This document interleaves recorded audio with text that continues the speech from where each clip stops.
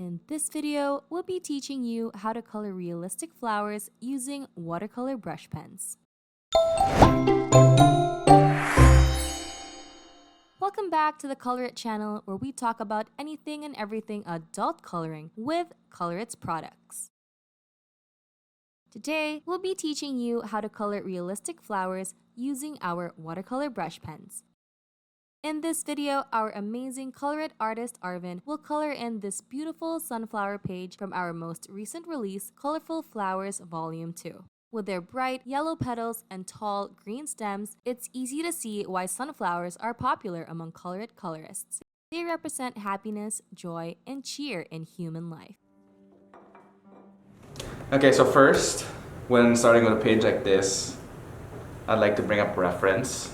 So I usually go to Pinterest and look at, mostly for color reference, because we all know sunflowers are yellow, and the leaves are green, but maybe there are other colors that we didn't think of. So that's why I like going to Pinterest, if you look over here. And then, so after getting an idea of the colors I'm going to use, I'm going to start with the blot out page.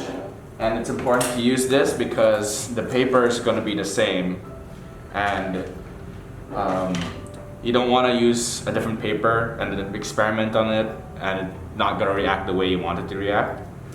So that's why it's nice that they provide this page. Okay, so let's look at the blotted page. As you can see, I already did some experimenting. Now this is if you're not familiar with the medium, this is always like one of your first steps you should do before any coloring session, because unless you've been using this medium for years, we're probably gonna need warm-up. So this is my warm-up. Now, as you notice, this is also where I plan out what kind of colors and what kind of pens I'll be using for the base color. Whoops, that was close. So,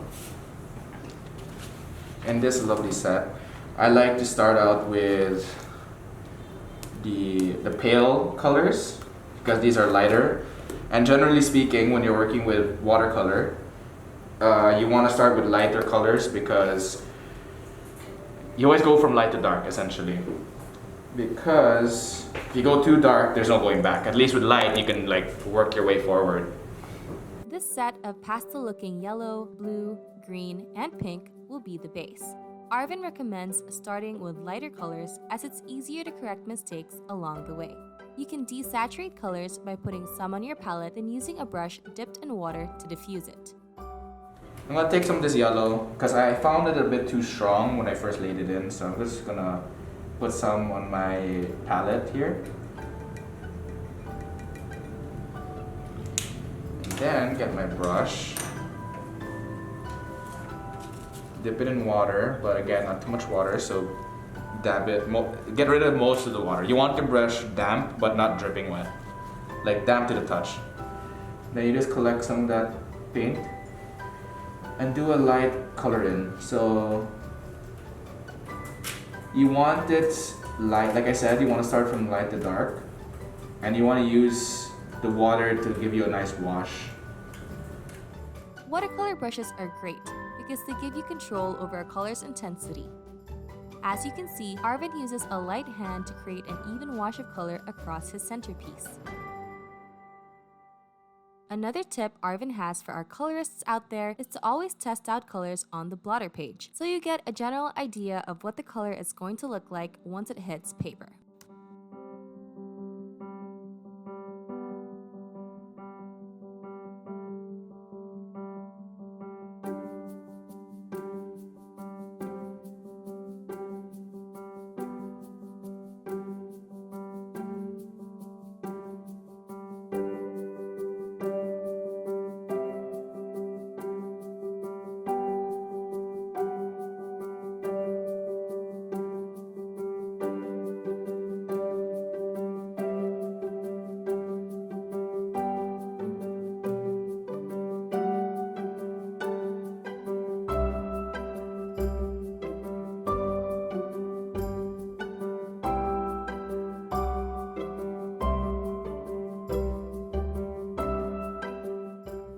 Once you've finished your base, you can now layer more colors on top of it. For instance, you can begin adding shadows like what Arvin is doing here, where he picks a deeper color and focuses it on the areas that are obscured by the light, just like the intersections of a sunflower where the petals overlap. You can saturate your sunflower by using pigment directly from the watercolor brush pen or by being a bit more heavy-handed with the way you apply colors. Again, feel free to test out a combination of colors to find the right shade for your shadows. You can even give them a cool tone by going over it with a blue, after which you'll get to see later.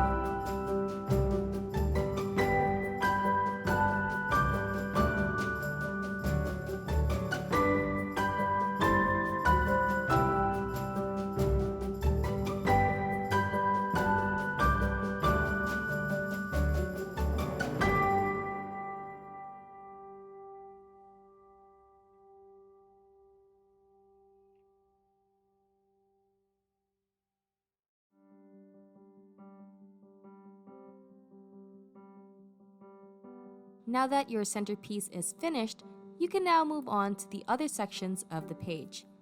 Here, Arvin is adding more color to the leaves. He's using the watercolor brush pen directly to saturate the colors of his base.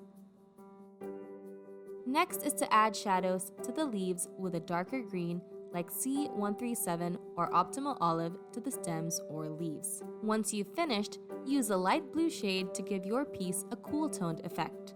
On the other hand, a pale yellow will give it a warm toned effect. Curious to see if it works? Pause the video right now and try it on a piece of paper. Lay your base, add your shadow, then top it off with either a pale yellow or a blue. Now do the same for the rest of your piece. Remember, it's base, then shadow, then blend.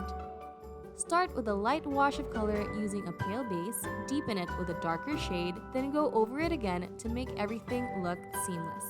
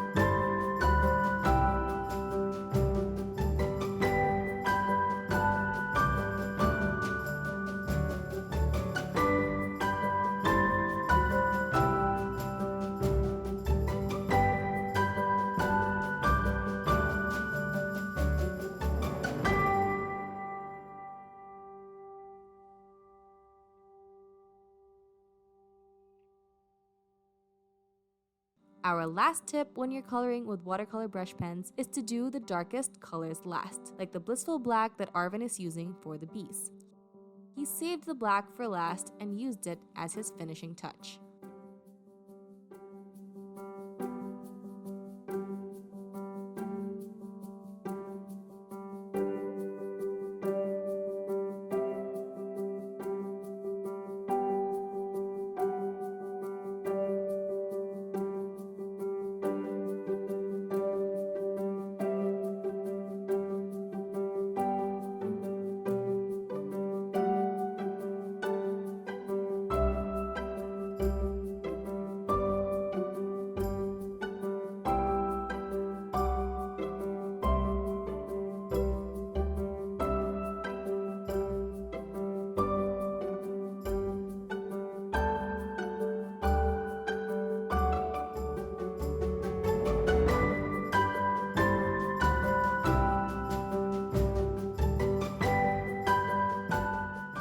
And that's it.